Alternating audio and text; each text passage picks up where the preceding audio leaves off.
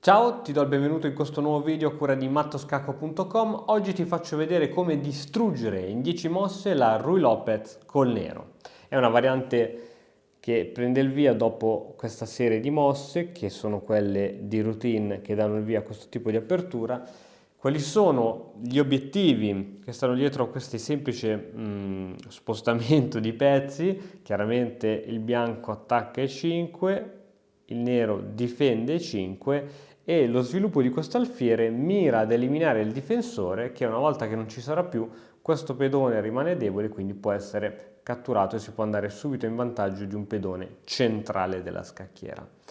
A questo punto il nero può rispondere in diversi modi, la più forte, la più utilizzata è A6, con l'idea di spostare questo fastidiosissimo cavallo da qui, e questo, scusa, fastidiosissimo alfiere da qui. A questo punto alfiere per cavallo, e ora si può catturare con due modi, sia con il pedone in B con l'idea di supportare la spinta di 5, oppure con la presa in D, che crea sì un'impedonatura, non ci sono spinte al centro, ma allo stesso tempo abbiamo entrambe le diagonali degli alfieri liberi. Quindi questa è una delle possibilità.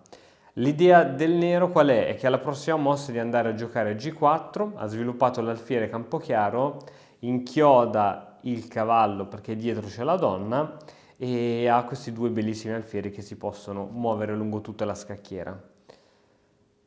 Supponiamo che il bianco non dia troppo peso a questo alfiere in C8 e gioca subito al rocco per mettere il re al sicuro e continuare così il proprio sviluppo. Adesso alfiere G4.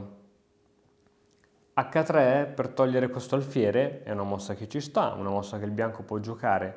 Ora, anziché fare la solita mossa H5 e poi aspettare che in futuro ci sia questa successione di mosse, dopo H3, guarda un po' che cosa può giocare il nero, H5. H5 con l'idea di dare in sacrificio un pezzo. Ora si vede la minaccia da lontano, ma un pezzo è sempre un pezzo. Il bianco facilmente si fa ingolosire, quindi dopo pedone per G4, pedone per G4, adesso questo cavallo è sotto, è minacciato da questo pedone, deve spostarsi dove? Per esempio in E5 catturando anche un pedone. Il vantaggio di materiale del bianco ora è evidente, però adesso c'è il matto in 4.